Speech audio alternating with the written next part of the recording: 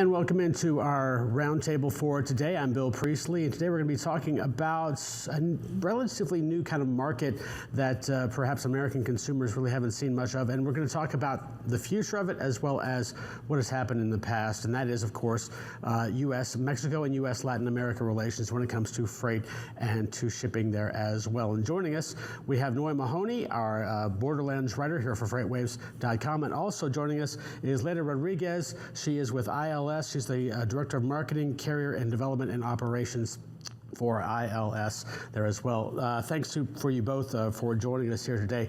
Leda, let me start with you. If you can just kind of give us a little bit of an overview. You've been there for 10 years at ILS. What has it been like in terms of the relationship between freight companies, carriers, as it relates to between U.S. and Mexico relations at this point? Looking back to, say, for instance, before the pandemic, how have things changed over time? Okay, so from before the pandemic till now, there's been a huge change. There's a big drive. There's a lot of sourcing being done directly from China, from foreign countries directly into Mexico, and then U.S. is consuming as they're moving production lines from those foreign countries down into Mexico directly. And so that's actually causing a big influx of northbound volume out of Mexico and not much coming southbound from the U.S. at the moment. So it is, it's probably a 4-to-1 ratio between northbound trucking and southbound at the border at the moment. So it's hard to find any trucks going out of Mexico. And going into Mexico, it's there's not enough volume. So it's just been a kind of chaos, but it's a good thing. Eventually I'm sure it'll level out once more companies are nearshoring and becoming a little bit less of a it'll balance out and creating less of a burden on that how should I say it, on that disbalance, I guess you could say. Gotcha. Yeah, I definitely want to talk about that nearshoring here in just a little bit. Noy, let me turn to you. What have you seen has been kind of the biggest differences over the course of even the past 6 months? I mean, you've written a lot about lots of changes and new innovations between what's going on over the border between the U.S. and Mexico. Well, I think one of the interesting things going on this summer is July 1st was the 2-year anniversary of the ratification of the United States-Mexico-Canada agreement, the USMCA, which is the new trade agreement between Canada, USA, and Mexico. And I believe from what I've been writing about and seeing that the trade agreement is doing what it was intended to do, which is create more manufacturing, more production of goods in North America between our three countries. And, there's not a week that goes by that I don't get news about a new factory opening in Mexico, or, a couple of weeks ago, or a couple of months ago, Mexico opened up its market to U.S. potatoes exports. Before that, potatoes had been restricted to just a small portion of the border zone, of the U.S.-Mexico border zone, but now the entire country of Mexico is open to U.S. potatoes. So things like that, I see the trade agreement doing what it was intended to do. Leda, let me jump back and talk a little bit about that nearshoring aspect of this that you mentioned before. Obviously, there hasn't been a ton of that leading up to the pandemic, but in the pandemic, we've seen a lot of companies trying to shift their operations away from Asia, Southeast Asia, and moving towards America in that regard. What have you been seeing in terms of what Mexico has seen and what it is getting from these companies as they move forward to try and move product and shorten up their supply chains to get stuff to America, perhaps through Mexico or through Latin America?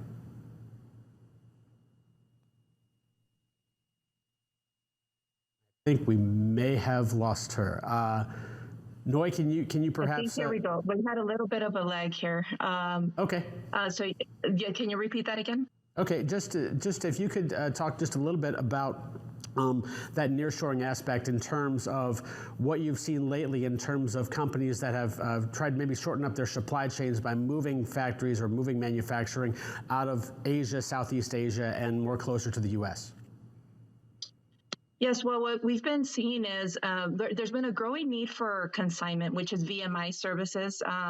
So there's actually China-owned companies that want to have an actual presence in Mexico. So there's been an increase of that we've seen. It's just been built through consignment. We do that. It doesn't require the Chinese company to actually build a manufacturer in Mexico, but we actually import it as companies such as ourselves, which would be an EMEX certification. It imports duty free, and then we can have like a presence. So we've seen an increase of that. And then what you're mentioning, the nearshoring, which we had a lot of automotive companies, particularly, that are deciding to just purchase the products from that have been sourcing from Mexico or Central America, and that's been a big push that we've seen in where they're keeping some of the components, maybe a tier 3, in China, but some of the tier 2 companies want to be nearer and not have to. With what we saw at the ports, I think that made a huge impact on how they're going to be sourcing them, because these delays we're still seeing at the port. In LA, Manzanillo is also getting pretty booked up, so you see a delays of a month, where a month and a half, where freight's out there just waiting in boats. So what they're doing is, we've seen that first, the immediate is we're seeing our warehouses get full because they're trying to overcompensate for any need that their customers may have, like the BMW, the Volkswagen, the Chryslers, GMs, Fords that are in Mexico. And also what we're seeing now is some machinery being moved into, to actual production lines to be done here, in Mexico. I remember not too long ago you had written some story, at least, about how American companies perhaps may be seeing Mexico and Latin America as new markets to tap as well. Can you jump into how perhaps that may change the complexion of U.S. Latin American e-commerce relations?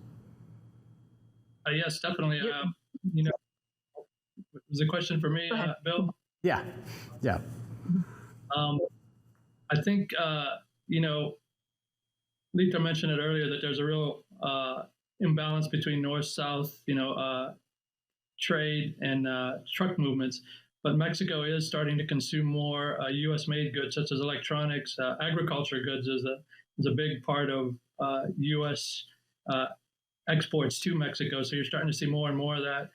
Electronics. So I think we'll start to see, the imbalance will probably always be there between U.S.-Mexico trade, with U.S. being, consuming more products. But I think you're going to start to see, as Mexico's population increases, and if the economy keeps stabilizing or keeps staying stable, you're going to see the imbalance maybe diminish slightly, and Mexico starting to import more goods from Mexico and from the United States and even Canada. Lita, let's kind of wrap this up as we kind of look forward in terms of where these things are going. Can you speak to perhaps, obviously you want things to balance out going in that direction, to whereas Mexico is taking in hopefully as much as it's sending out. What do you see as the future of this relationship, and where is it going, perhaps maybe in some of the larger ways that you see, not necessarily smaller nitbit details, but the overall relationship? Where do you see it going? We definitely see that, gaining strength. It's not stopping anytime soon. There's industries, aerospace is also big. We see that growing, and also, there's companies. The biggest industry also would be in the food industry, which there's not a perishables as Noy already mentioned, but there's avocado oils, chia seeds, all that the U.S. is consuming, and there's also from the states that that growth is going to continue as it goes on. It does not show any sign of it stopping anytime soon, so it's a good thing. Noah, where would you see this relationship headed?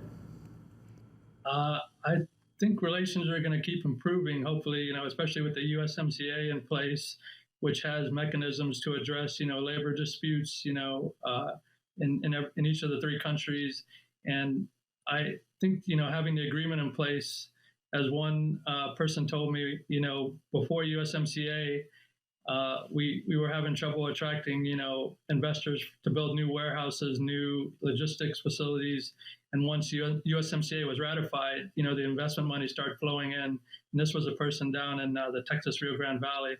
And so now, with the USMCA in place, I think it helps a lot of investors. It gives them a peace of mind that their money is going to be safe, a safe investment.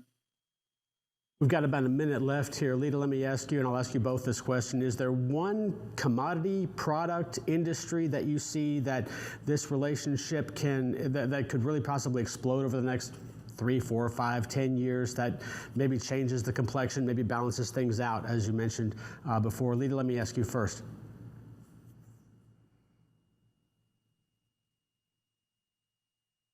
Hi, okay, here we go.